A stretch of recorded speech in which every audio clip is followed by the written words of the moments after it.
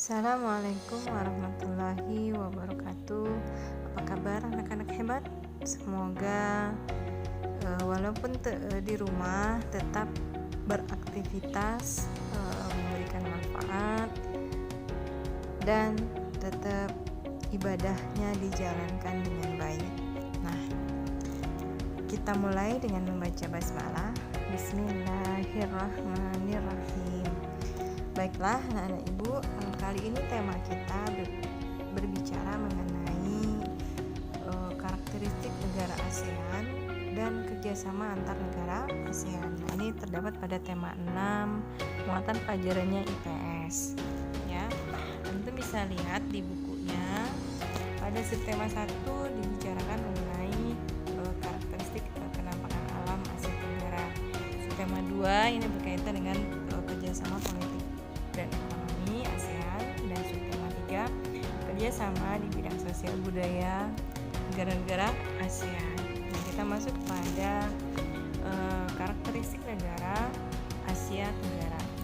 Ya, berkaitan ya, karena ASEAN merupakan negara-negara yang berada di wilayah Asia Tenggara.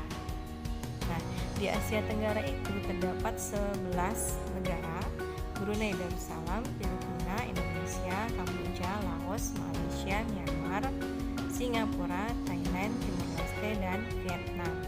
Nah, di antara 11 ini yang tergabung dalam grup ASEAN itu ada 10, kecuali Timor Leste ya, ada 10, dan Timor Leste ini masih dalam proses ya. Nah, kita bahas yang pertama adalah negara Brunei. Brunei ini terletak di Pulau Kalimantan.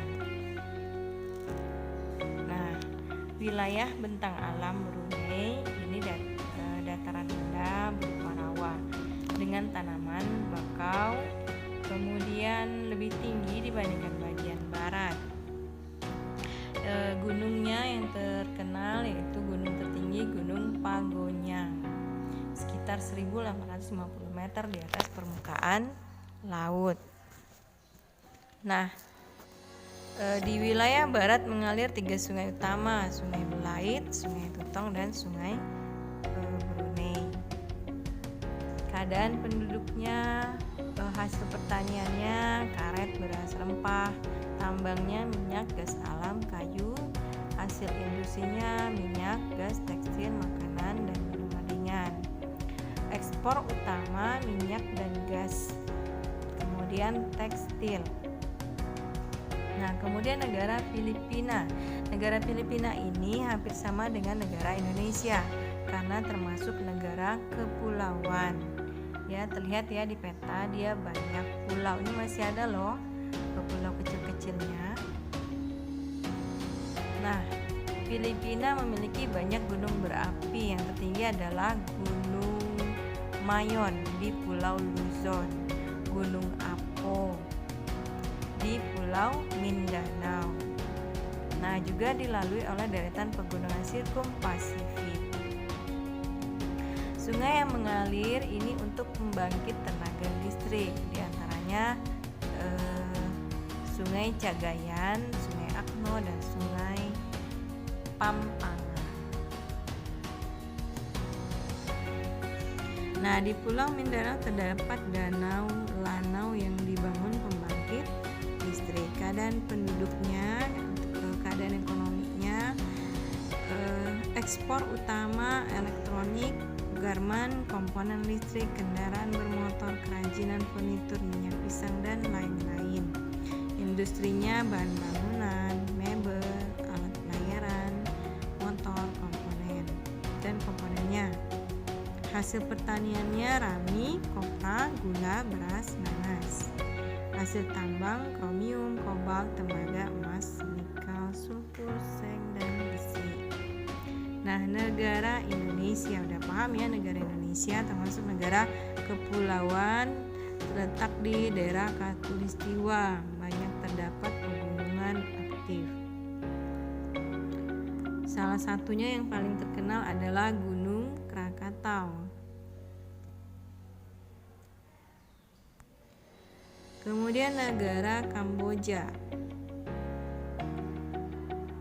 Bentang alam negara Kamboja ini didominasi oleh pegunungan barisan pegunungan yang memiliki ketinggian 750 sampai 900 meter dengan hutan hujan tropis yang lebat. Puncak tertingginya di Gunung Penum Aural. Dataran pantainya di sepanjang Teliuk Siam. Ini daerah yang subur ya. Sekitar aliran Sungai Mekong mengalir melalui Laos dan Vietnam menuju ke Laut Cina Selatan. Nah, anak Sungai Mekong yang meluap pada bulan Mei dan Oktober ini menghasilkan air danau Tonle Sap yang memiliki ciri geografis yang luar biasa, berarti tempat wisata ya. Nah, keadaan ekonominya ini mengandalkan sektor pertanian berupa padi. Jadi padi banyak ditanam di wilayah sepanjang aliran Sungai Mekong, berarti termasuk dataran rendah. Nah, hasil pertanian lainnya berupa karet. Negara Laos ini terkenal dengan tidak memiliki batas laut ya. Jadi batas lautnya itu daratan. Seluruh wilayah Laos terhimpit oleh daratan. Bagian timur terdapat rangkaian pegunungan Cordillera Annam. Nah, ini termasuk batas fisik Laos dengan Vietnam di sebelah timur. Puncak tertingginya Gunung Phu Bia. Dataran yang terhampar itu di bagian barat pegunungan Cordillera Annam. Juga mengalir Sungai Mekong. Nah, jika Sungai Mekong ini merupakan dataran rendah, otomatis ada banyak pertanian ya, khususnya mungkin padi. Nah, Laos hasil utamanya padi, kelapa, pisang, dan jagung. Hasil hutan pun cukup banyak, ada kayu jati, damar, dan kayu keras. Bidang lainnya pertambangannya tembaga, timah, biji besi, batu bara. Nah, negara Malaysia, negara yang dekat dengan Indonesia, memiliki bentuk permukaan bumi yang sama kurang lebih ya dengan Indonesia. Di daerah pantai tanahnya landai. Terdapat pegunungan di semenanjung Malaka membujur di bagian barat ke timur. Di tengah-tengahnya dataran rendah yang berawa dan berhutan lebat. Pegunungan yang memiliki puncak tertinggi yaitu Gunung Kinabalu 4.101 meter dari permukaan laut. Nah, gunung tertingginya Kinabalu, sungai terpanjang Sungai Rajang di Sarawak. Hasil pertanian berupa padi yang merupakan makanan pokok penduduk sama dengan Indonesia. Hasil perkebunannya karet dan kelapa sawit.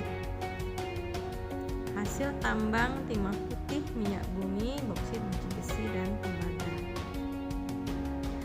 Kemudian hasil industrinya elektronik, tekstil, pakaian, kimia, bahan kimia ya. Ekspor utamanya elektronik, alat listrik, dan lainnya.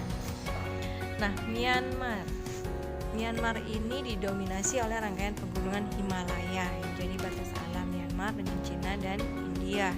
Pegunungan Arakan Yoma jadi batas alam di bagian barat dengan India. Nah, dataran tinggi Shan memanjang ke arah selatan bertemu dengan pegunungan Tenasserim menjadi batas alam Myanmar dengan wilayah Thailand. Wah, strategis ya. Batas alamnya merupakan pegunungan. Sungai yang terdapat di Myanmar, Sungai Salwen dan Sungai Irrawaddy dengan anak sungainya seperti Sungai Sitang dan Sungai Chinduin. Myanmar ini merupakan negara agraris. Nah, pertanian merupakan sektor paling penting, yaitu padi, kacang-kacangan, tebu, teh, dan palawija. Di Myanmar, pertambangan dan industri berkembang. Contohnya timah, tembaga, batu bara, minyak bumi, gas, serta seng. Singapura ini terkenal dengan daerah yang ekonominya statusnya perdagangan karena wilayahnya kecil. Di wilayah Singapura ini juga ada lembah dan rawa seperti Sungai Kranji, Sungai Jurong, Sungai Singapura. Nah, wilayah Bukit Tengah agak ke utara nih berbukit-bukit. Keadaan ekonominya, hasil pertaniannya berupa buah-buahan, anggrek. Hasil tambangnya tidak memiliki hasil yang lumayan. Hasil industrinya elektronik, kimia, keuangan, perbankan. Ekspor utama minyak, mesin industri, radio dan televisi dan komponennya dan lain-lain. Kemudian negara Thailand, dilihat dari peta luasnya lumayan sangat luas ya. Nah, wilayah Thailand ini memiliki karakteristik geografis yang beragam. Bagian utara bergunung-gunung, bagian timur dataran tinggi, bagian tengah dataran rendah, bagian tenggara lembah dan perbukitan, sebelah selatan dataran sempit. Oke, ekonominya ini negara agraris, berarti kebanyakan penduduknya itu bermata pencarian sebagai petani.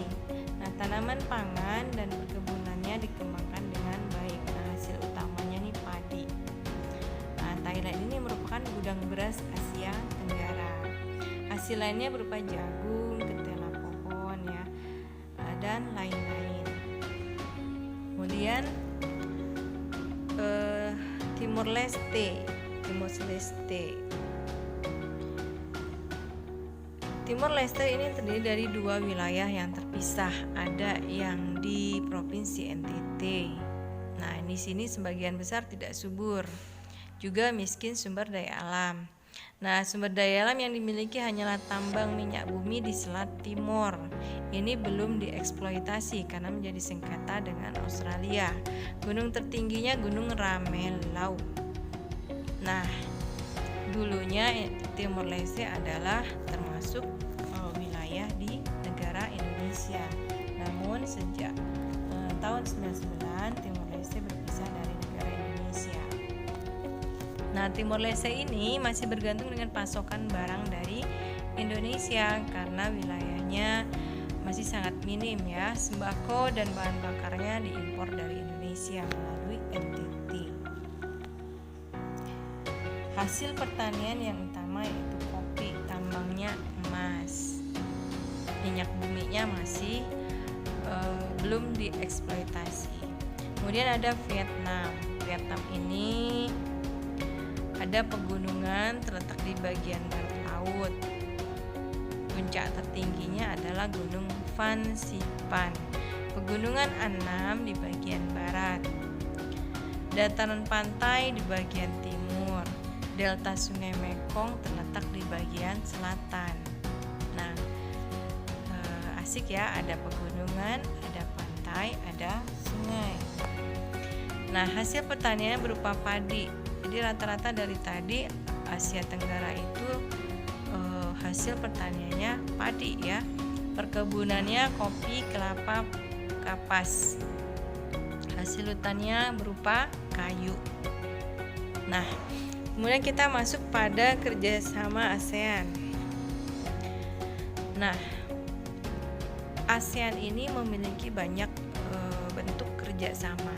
Nah, salah satunya untuk menciptakan kawasan yang bersih dan hijau, ada 12 kerjasama yang menjadi prioritas. Yang pertama mengenai tingkat global seperti isu perubahan iklim serta penanganan produk kimia dan limbah kimia. Kemudian memperkuat kerjasama dalam polusi asap lintas batas, meningkatkan kesadaran masyarakat akan artinya penting lingkungan, promosi pemanfaatkan teknologi yang ramah lingkungan, artinya teknologi tersebut tidak menyebabkan pencemaran lingkungan. Yang kelima, memperbaiki pengelolaan lingkungan perkotaan dan memperkuat good governance di kawasan perkotaan. Harapannya di perkotaan tidak terdapat banyak polusi ya. Yang keenam, memperkuat upaya pengawasan sehingga pembangunan dilaksanakan secara berkelanjutan dan berwawasan lingkungan. Ketujuh, memperkuat pengelolaan kawasan pantai dan pemanfaatan sumber daya laut. Yang kedelapan, konservasi alam dan keanekaragaman hayati. Kesembilan, ketersediaan sumber air bersih bagi semua penduduk ASEAN. Jadi di antara 11 negara itu masih ada juga daerah-daerah yang kekurangan air bersih. Ke-10, mempromosikan mekanisme pertanian dan pemanfaatan lahan secara ramah lingkungan. Ke-11, pengelolaan hutan agar tetap lestari. Dan ke-12, memperkuat kerjasama dalam pengelolaan sumber daya mineral agar tetap lestari. Lestari itu maksudnya tetap ada ya. Nah, kerjasama di bidang politik untuk menciptakan keamanan stabil, perdamaian, khususnya di wilayah ASEAN. Jika aman, maka damai, sehingga kegiatan rakyat akan tercipta dengan baik. Nah, di sini ada 3 yang menjadikan instrumen politiknya. Yang pertama adalah ZOPFAN, kawasan damai, bebas dan netral, Zone of Peace, Freedom and Neutrality. TAC in Southeast Asia, Traktat Persahabatan dan Kerjasama. Kemudian ada CENWZ, kawasan bebas senjata nuklir di Asia. Nah, ada lagi kerjasama yang lain.